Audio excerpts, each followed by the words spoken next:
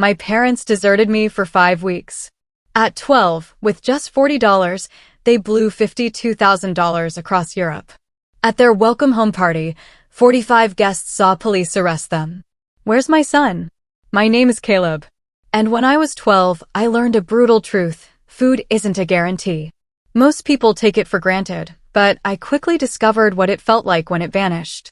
It all started one July morning when my parents, Victoria and Daniel Whitmore, casually announced their grand 5-week European tour, Barcelona, Florence, Santorini. Like it was just another Tuesday. They left 2 crisp $20 bills and a silver credit card on the kitchen counter. Solely for emergencies, my mom explained, not even glancing back as she pushed her luggage out the door. No goodbye, no eye contact, just a dismissive wave. They didn't wait for a response, didn't look back. I had no idea that card wasn't active. No idea that $40 was supposed to last me 35 days. And I certainly had no idea that when they returned, hosting a lavish reception for 45 people to celebrate their fantastic European summer, the police would walk into our living room and read them their rights right in front of everyone. But that's the end of the story. Let me tell you where it truly began. The night they left, I stood at the doorway long after the Uber vanished. The house felt enormous, echoing with a silence so profound I could hear the refrigerator humming down the hall. I didn't say anything. What was the point? As a kid, you just assume your parents know what they're doing. Even when the math screams at you, 35 days, $40. It just didn't add up. I couldn't have known then that 45 people would eventually witness the consequences, watching the police stride past catered food, slideshows of European cathedrals, and my mother's perfect smile, only to ask a question none of them had ever dared. What have you done to your son? The real shock wasn't the arrest, though. It was how easily they just left. We lived in a 2-story house in Phoenix, beige walls, a perfectly manicured lawn, cacti arranged just so. My mother, Victoria Whitmore, was obsessed with order. Rows, angles, frames. Everything, including us, had to look intentional. 2 cars in the garage, pristine, chosen because they photographed well with my mom. She wasn't famous, but she certainly acted like it. Her interior design Instagram boasted 18,500 followers, her bio a picture of modern desert existence. Every week, she posted carefully curated images, Sunday brunch settings, matching throw pillows, holiday wreaths she altered with each season. Always blessed and appreciative, always family comes first. But if you scrolled far enough, you'd notice something strange. Very few photos of me. When I did appear, I was blurred in the background or cropped at the shoulder. Mom claimed it was for privacy. The truth? I didn't fit her aesthetic. My shirts weren't neutral enough, my reactions weren't staged enough, and I didn't smile on cue. My father, Daniel, was a civil engineer working long hours. He came home exhausted, his head full of statistics and deadlines. He let Mom speak. When she made a decision, he just nodded. He wasn't mean, just absent. Like he'd chosen the quietest corner of the house and stayed there. By 12, I'd learned to move around my parents, not with them. I made my own cereal, microwaved leftovers, walked to school alone, signed my own permission slips when Mom forgot. Nothing major, just the little things you do when you realize no one's really watching. When guests came over, Mom would call me our independent one. She'd say it with a light-hearted, practiced giggle, as if independence was a personality trait I'd chosen, not one I'd been forced into. She never waited for my reaction. I stopped offering one. People loved our house. They loved my mother. They loved the idea of us, the ideal family in the ideal neighborhood with the ideal lighting. But there's a reason perfection is so quiet. Quiet hides things. At 12, I thought invisibility was normal. That every child learned to make themselves smaller so their parents could shine brighter online. I hadn't realized that being ignored wasn't an accident. It was the design. 2 weeks before everything completely fell apart, Mom called me downstairs. She sat on the couch, laptop open, screen glowing with booking websites. Dad stood by the window, arms folded, staring blankly. Caleb, Mom chirped, as if discussing dinner. Your father and I need a getaway. 5 weeks, all over Europe. Barcelona, Florence, Santorini. We leave Monday. I waited. She didn't look up. Dad didn't turn around. Okay, I finally asked, my voice small, who am I staying with? She grumbled, annoyed I'd even asked. You're staying here alone. You're 12, not 5. You know how to take care of yourself. I didn't argue, but my stomach clenched. I looked at Dad. He kept staring out the window, jaw tight, pretending he hadn't heard. What about Grandma? Or Uncle Christopher? I pressed. Your grandmother is busy, Mom snapped. And Christopher? She hesitated, her lips tightening. We don't involve him in family problems. You know this.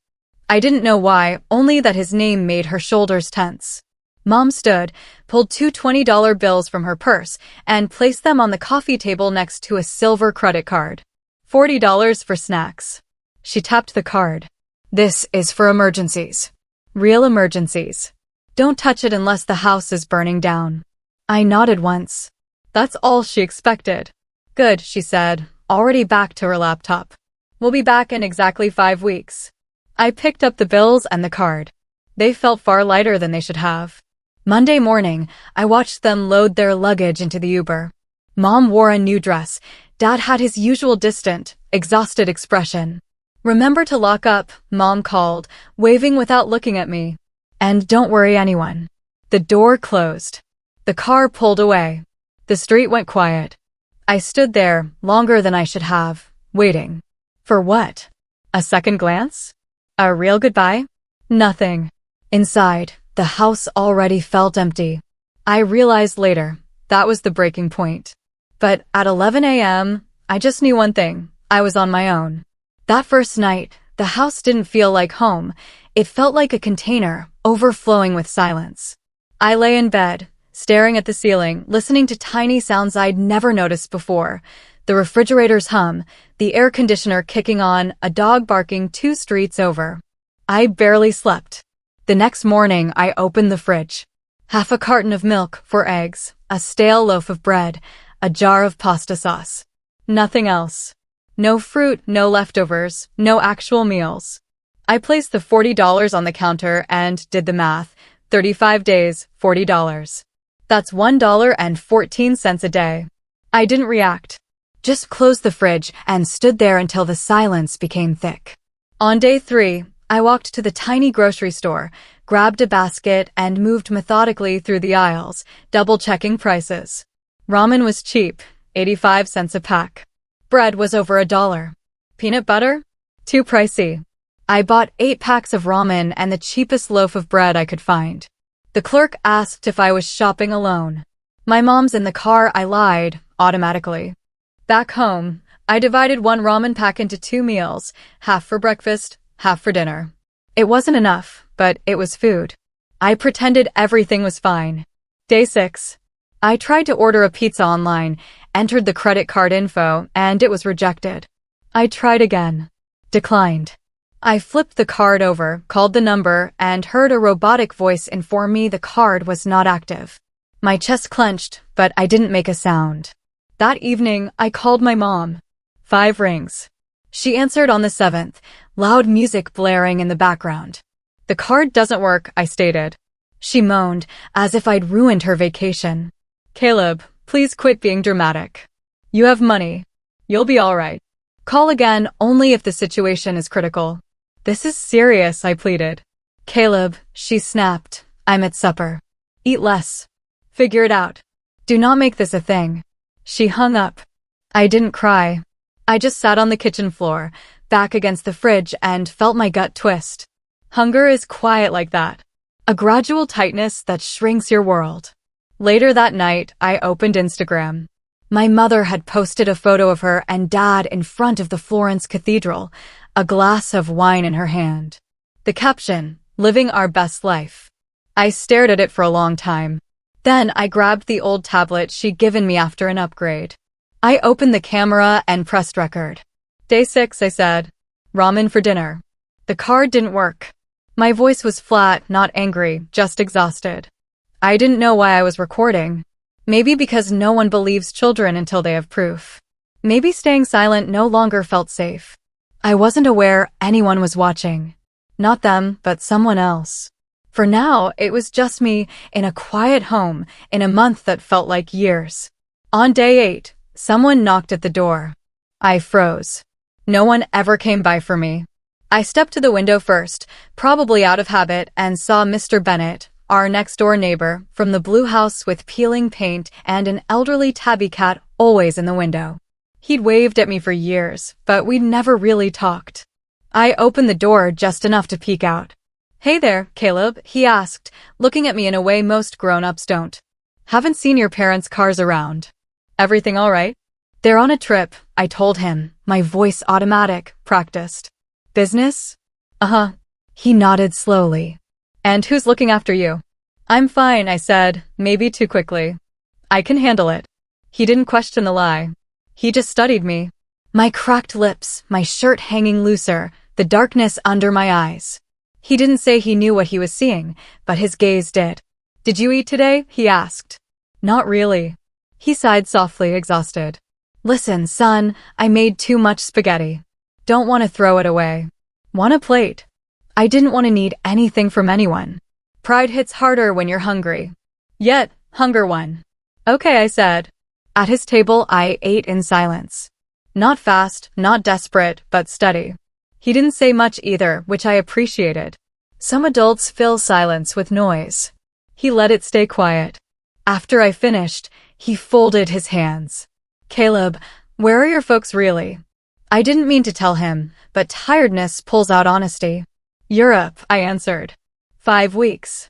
They left $40. The card doesn't work. He didn't react with astonishment or fury.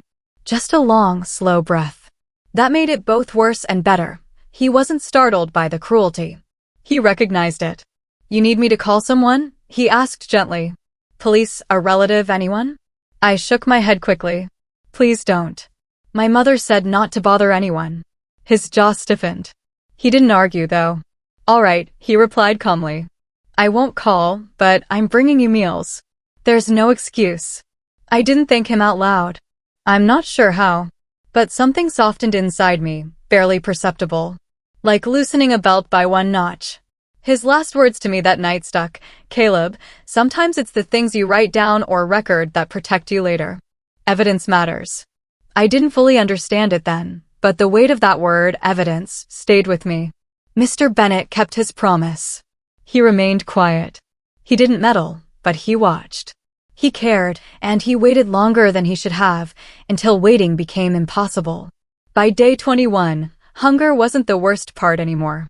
The hardest thing was how normal it started to feel.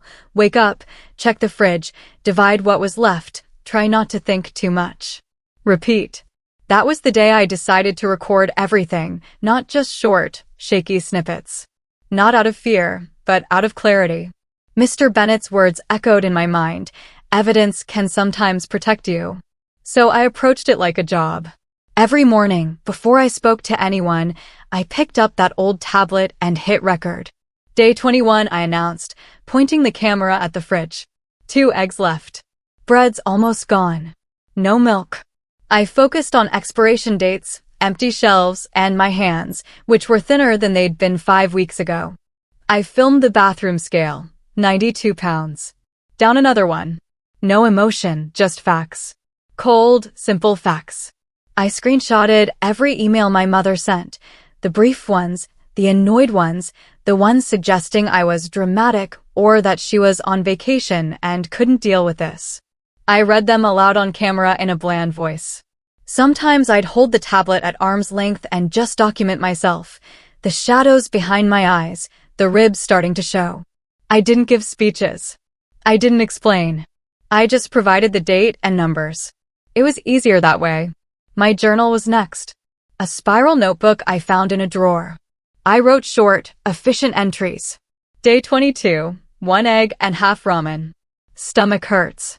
Mom posted a lobster supper in Monaco. Day 23, no food left. Mr. Bennett delivered a sandwich. Don't know why he cares. Day 24, school emailed mom. No response. When the house felt too huge at night, I scrolled through my mother's Instagram posts. Her photos showed her on terraces overlooking beaches, dishes piled high with olives, fish, pastries, with captions like, "Savor every moment." I didn't get angry. I didn't yell. I just made another video. Day 24, I announced. She spent more on this meal than I've eaten in a week. The tablet became my anchor, a link between what I felt and what I knew. If I couldn't trust adults, I could trust evidence. Hard data. Proof. Mr. Bennett noticed the shift. "You're documenting more," he commented one evening as he delivered dinner. He nodded briefly, as if he understood something unspoken. "Keep going." So I did. Every day, every meal, each email, every number. Not because I planned vengeance. I wasn't thinking that far ahead. I just wanted the truth to exist somewhere outside my head, where it couldn't be argued with, where it could be seen. Summer school began my second week alone. My mother had signed me up months before. Not because she cared about my academics, but because she didn't want me sitting around all summer. I understand now the real reason. It kept people from realizing I was alone. The first day, I arrived late. My clothes were crumpled. I hadn't figured out the washing machine. My hair stuck up in spots. I hadn't slept more than a few hours in days. I kept my head down, walking to my seat. "Caleb," Mrs. Caldwell said, her voice softer than usual. "Are you feeling all right?" "Yes, ma'am," I said. Short answer, automatic. She didn't push, but I could feel her eyes on me through class. Day 3. The room tilted during math. The whiteboard blurred. I tried to blink it away, to sit straighter, but my body didn't care what I wanted. My hands slipped from the desk. Then the floor came up faster than I expected. I opened my eyes to find myself on the nurse's cot. The school nurse loomed over me, her gaze filled with worry. "Honey, did you eat breakfast this morning?" "Yes," I said. It seemed easier than explaining anything. "What did you eat?" "Ramen earlier." Even I noticed my voice was faint. She didn't argue. She walked me to the scale. Numbers flashed. 101, then 92. I'd lost 9 pounds in less than 4 weeks. She wrote something down. Then another thing. Her expression stiffened. "Caleb," she said gently, "where are your parents?" I looked down at my hands. They seemed smaller, bonier. There. Not here." "Who's taking care of you?" It was quiet. I wasn't trying to hide anything. I just didn't know how to respond in a way that wouldn't ruin my life. Finally, I replied, "No one." The nurse stared at me for a long time. No pity, just genuine concern. She stepped out and returned with Mrs. Caldwell. They spoke quietly, but their gazes remained fixed on me. Mrs. Caldwell sat by the cot. "Caleb," she said gently. "You don't have to explain everything right now, but I need you to know, we see you." I didn't cry. I just nodded once. That's all I could manage. That evening, my mother called. I was at the kitchen table, eating the rice Mr. Bennett had brought over, when my phone rang with an international call. "Caleb," she said quickly, her voice harsh. "The school called me." "What did you say?" "Nothing." "You're embarrassing me," she yelled. "I am in Santorini having dinner, and I get a call saying you have health concerns. You have food. You have money. Stop being dramatic." I didn't reply. "If you tell anyone anything, I will send you to a boarding school the moment I come home. Do you understand me?" My jaw stiffened. "Don't call again." Click. I stared at the plain dinner in front of me. Something inside me settled. Not broken, not defeated, just settled. That night, I recorded another video. Day 25, I said. She threatened me. I'm not lying. I'm not exaggerating. This is what it is. I didn't know it yet, but that was the final moment the grown-ups at school needed. Their silence wasn't an option anymore. A report was coming. Day 25. Someone knocked again. Not hesitant this time. Steady. Determined. I checked the window as always. A woman stood on the porch. Blazer, clipboard, calm posture. I opened the door halfway. "Hi, Caleb," she said with a faint, steady smile. "My name is Melissa Grant. I'm with Child Protective Services. May I come in?" I didn't move at first. Mom's voice echoed in my head. Don't tell anyone anything. But I was tired. Tired of the stillness, the hunger, the guesswork. And something about Melissa felt anchored, like she wasn't here to guess. "Okay," I said, letting her inside. She didn't look around rapidly, the way curious adults do. She took her time. The silent living room, the mound of unwashed dishes, the air that seemed heavy. She jotted a few notes, no expression altering on her face. "Your parents are in Europe?" she inquired. "Yes, ma'am." "How long have you been alone?" "For weeks." "Who's been taking care of you?" I paused, then gave the only honest answer I could. "No one." Melissa didn't flinch. She just nodded and closed her notebook. "Can I see the kitchen?" I escorted her there. She opened the refrigerator. The frigid light exposed everything: 2 eggs, an almost empty loaf of bread, condiments. Nothing else. She checked the trash. Ramen wrappers, especially. Then she turned to look at me again. Not surprised, not pitying, just seeing. "Caleb, is there anything you want to show me?" This time, I didn't hesitate. I walked to my room, grabbed the tablet, and handed it to her. "I recorded stuff," I said, in case someone thought I was lying. She pressed play on a clip of me showing the empty fridge, the date, the scale reading. When the video ended, she inhaled slowly. "You're very brave, Caleb," she remarked. "These videos are important." Her voice wasn't theatrical, just solid. Then she asked something no grown-up had ever asked me before. "Do you want to be safe?" A simple question with a heavy answer. Melissa nodded once, like a promise had been made. The next morning, she called my mother. I wasn't in the room, but Melissa told me what happened afterward. "Hello, this is Melissa Grant from Arizona Child Protective Services." Mom's tone instantly turned sweet. "Oh my goodness, is Caleb okay? What happened?" Melissa explained the report, the days alone, the weight loss. Mom laughed gently. "Caleb exaggerates. He has a babysitter, Megan, a lovely woman." Melissa asked for the babysitter's contact. Mom said she'd send it right over. She never did. Melissa checked. There was no Megan on the neighborhood registry. No one had visited the house. So Melissa filed a subpoena for my parents' credit card statements. 3 days later, she brought the documents to Mr. Bennett's house, where she'd moved me temporarily for safety. "Caleb," she murmured, opening the folder carefully. "Your parents spent $52,780 in Europe this month. Restaurants, hotels, shopping." She turned the page. "The supplementary card they left with you? It was never activated.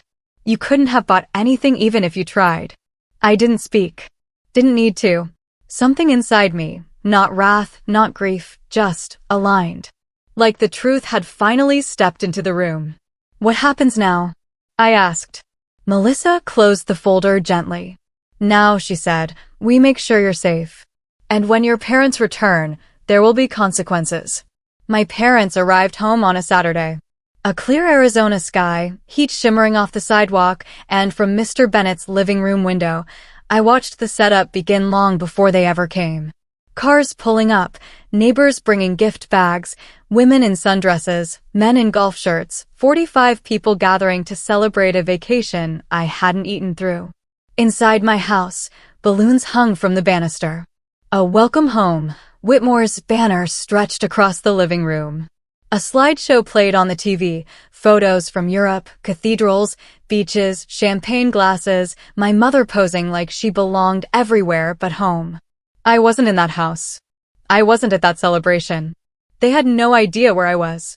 From Mr. Bennett's window, I could see my mother moving through the crowd. New dress, new tan, new jewelry from Milan.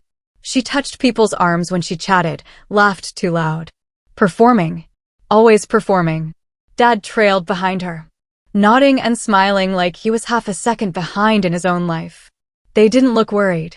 They didn't look like people about to be arrested. Melissa arrived first, dark sedan, calm walk, clipboard in hand, 2 uniformed officers behind her, Officer Ramirez and Officer Jenkins. They waited across the street, out of sight. My mother lifted a champagne glass. Guests clapped. She started a speech.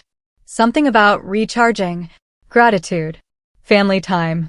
Watching from a distance felt weird, detached, like witnessing someone else's life disintegrate in slow motion. Then the doorbell rang. Mom opened it, her party smile already set. The smile vanished abruptly as she saw Melissa. "Whitmore," Melissa said, "professional, steady." I'm Melissa Grant with Child Protective Services. These officers are here with me. We need to speak with you and your husband. The conversation paused. Music kept playing, strangely. 45 people turned to stare. My mother tried to step outside, keeping her voice calm, pretending everything was all right. This really isn't a good time. We're hosting. This concerns your son, Melissa stated. The room went silent. Dad walked forward, confused. Is Caleb okay? Melissa didn't bother softening anything. Your son has been in protective custody for 5 days. Mom's face snapped into something sharp. What? That's impossible. He's upstairs resting, she shouted, for the room, not for Melissa. Melissa lifted the folder. Caleb has not been in this house for 5 days. He has been staying with a neighbor for his safety. Whispers swept through the crowd like a heat wave. Mom laughed, high-pitched, brittle. This is ridiculous. There's been some mistake. Melissa opened the folder.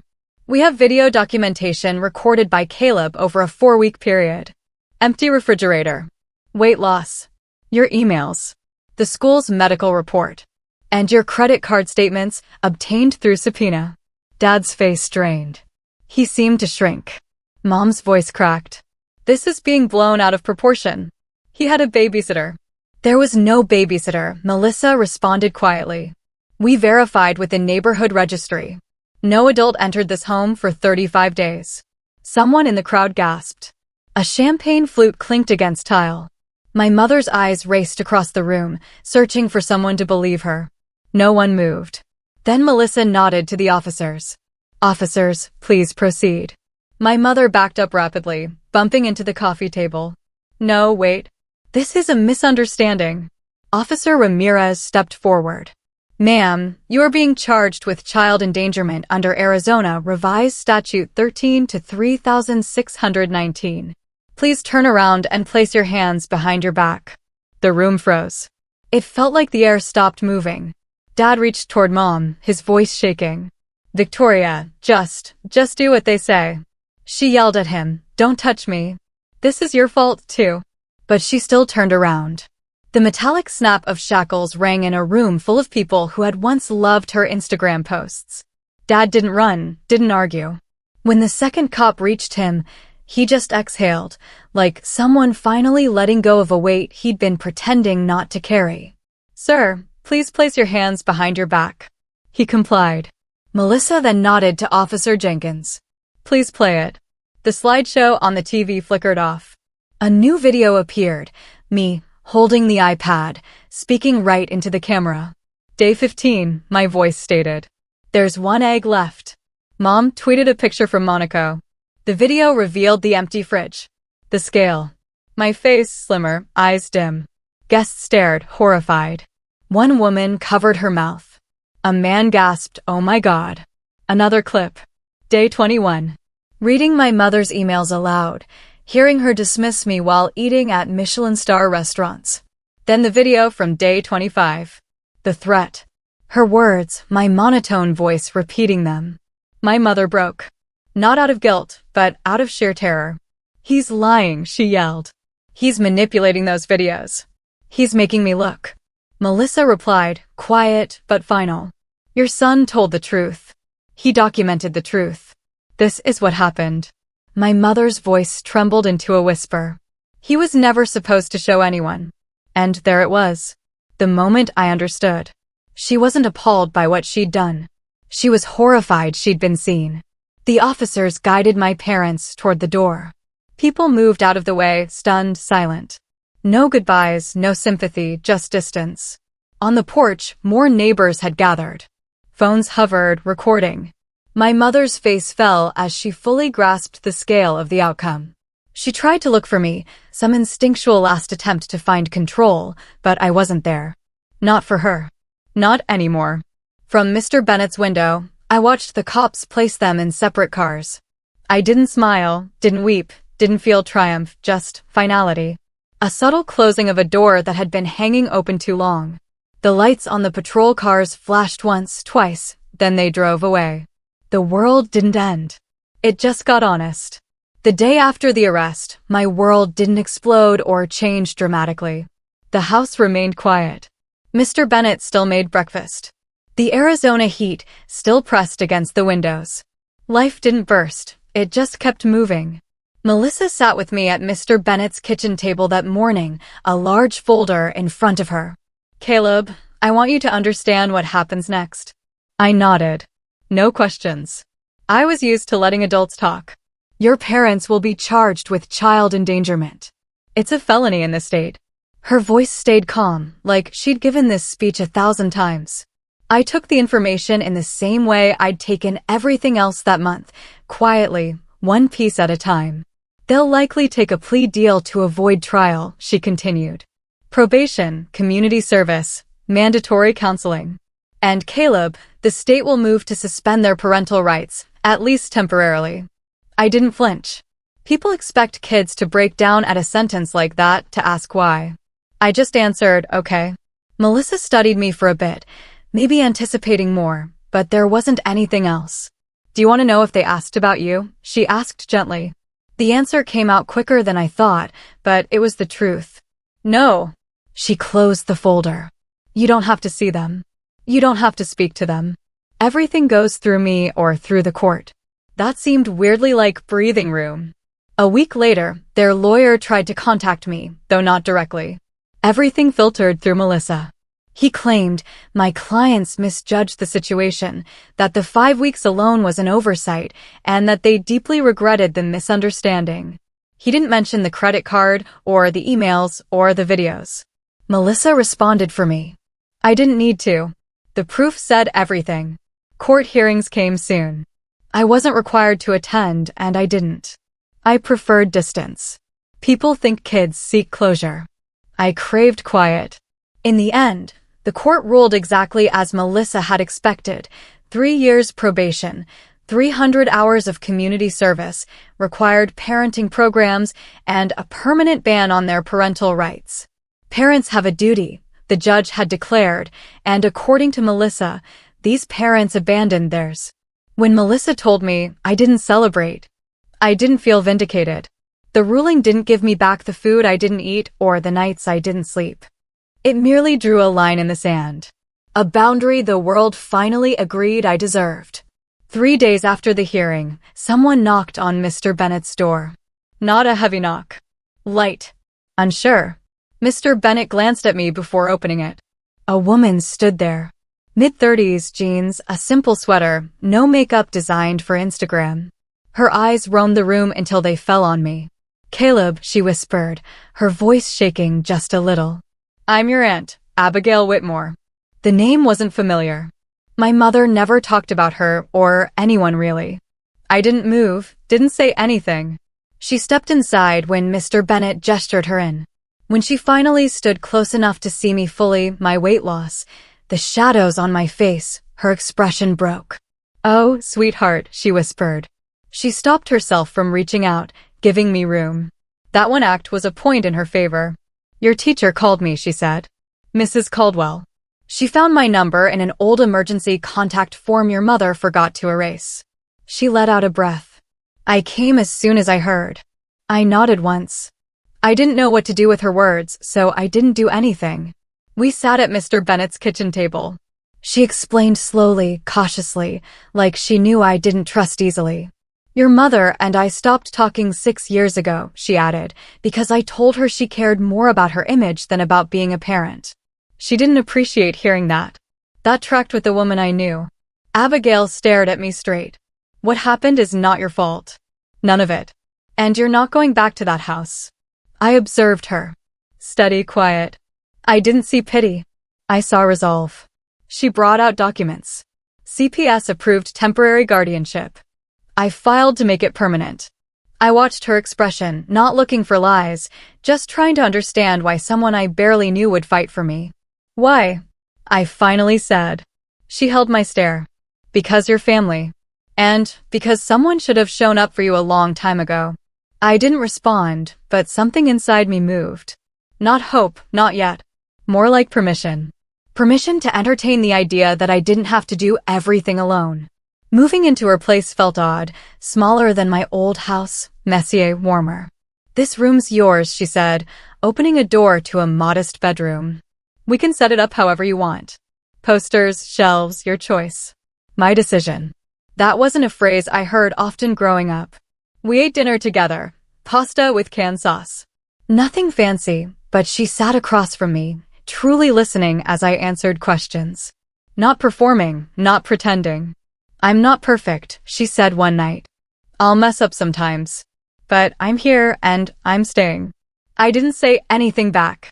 Not because I didn't believe her, but because I didn't know how to respond to something that didn't ask anything from me.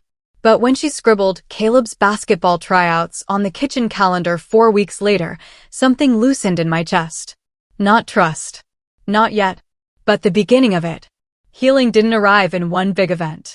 It showed up slowly, almost unnoticed, like the way soreness fades after an injury. One day, you realize the ache is still there, only quieter. Abigail put me in therapy within a month of living with her. My therapist, Dr. Harrison, didn't ask me to reveal everything in the first session. She didn't push. She just asked questions that made room. Caleb, how are you sleeping? Are you eating enough? Do you feel safe? A silence. She observed me, not doubting the words, but studying the way I carried them. Over time, I discovered therapy wasn't about retelling every memory. It was more like sorting tools, figuring out which ones were broken, which ones still worked, which ones I needed to build from scratch. I didn't talk about my parents much. Dr. Harrison didn't force it. When I did mention them, it was factual, like reporting the weather. My mom emailed again. What did she say? That she wants to talk. Do you want to talk to her?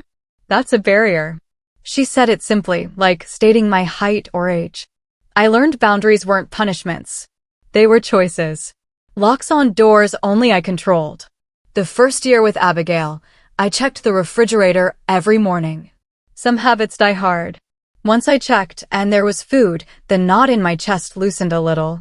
I didn't tell Abigail about that. I didn't have to. She seemed to understand anyway. As I grew older, Abigail offered me greater independence. Not because she wanted to step away, but because she trusted me to step forward.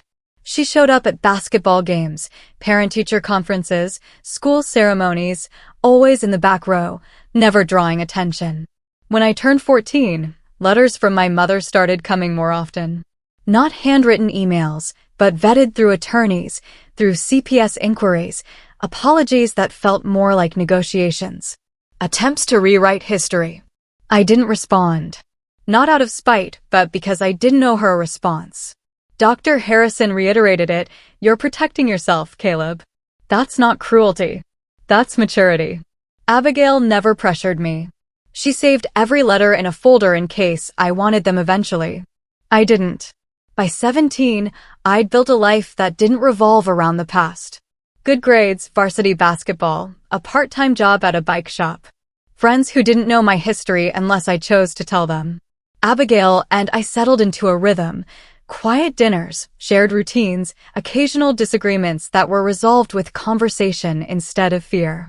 She wasn't trying to replace anyone. She was merely showing me what steadiness looked like. When I got admitted into a pre-law program on a full scholarship, Abigail cried. I didn't. Not because I wasn't proud, but because my pride didn't need to burst out to be real. A few months before I turned 19, a plain envelope came in Abigail's mailbox. The lettering on the front stopped me cold. My mother's. I didn't open it right away. I put it in my desk drawer next to the old tablet, the one I'd used to record everything. 2 pieces of proof from 2 versions of my existence. It took me weeks before I finally opened the letter. She apologized, sort of. Explained her childhood, explained her shortcomings, said therapy was helping. Said she hoped one day I'd forgive her, but she understood if I didn't. I didn't feel rage reading it. I didn't feel moved either. It was like reading a letter addressed to someone else. I folded it back into the envelope and put it aside. Forgiveness wasn't something I needed to move forward. Boundaries were, and I'd already created those. By the time I left for college, I wasn't running from my history. I was merely traveling toward a destiny that finally belonged to me. People ask me sometimes if I regret speaking the truth, showing the footage, letting things fall the way they did. The answer is easy. I didn't destroy my family. My parents shattered the idea of family long before I ever hit record. All I did was stop covering for them. If you grew up invisible, if you learned early that your comfort didn't matter, if you were taught that silence makes you strong, hear this from someone who lived through it. Silence doesn't protect you. It protects the people hurting you. You're allowed to speak. You're allowed to walk away. You're allowed to protect yourself, even from the people who were supposed to do that job initially. I endured those 5 weeks alone. I documented everything. I let the truth stand where I couldn't. And when the consequences arrived, when officers walked into my mother's lovely celebration and read her rights in front of 45 astonished guests, that wasn't revenge. That was reality finally catching up. Family isn't just blood. It's who shows up. Abigail showed up. Mr. Bennett showed up. Mrs. Caldwell showed up. Melissa showed up. The people who love you won't ask you to hunger for them. They won't ask you to hide the truth. They won't punish you for seeking help. My parents left me just $40 and an inactive credit card. But I walked away with something they were never capable of giving me: boundaries, clarity, a life I'm now allowed to call my own. If my story hit something familiar in you, if you recognized a piece of your own life in mine, then you already know the truth. You deserve better. You always did. What would you have done in my place? Have you ever had to choose between protecting yourself and protecting someone else's image? Tell me what you think in the comments below. I really want to know.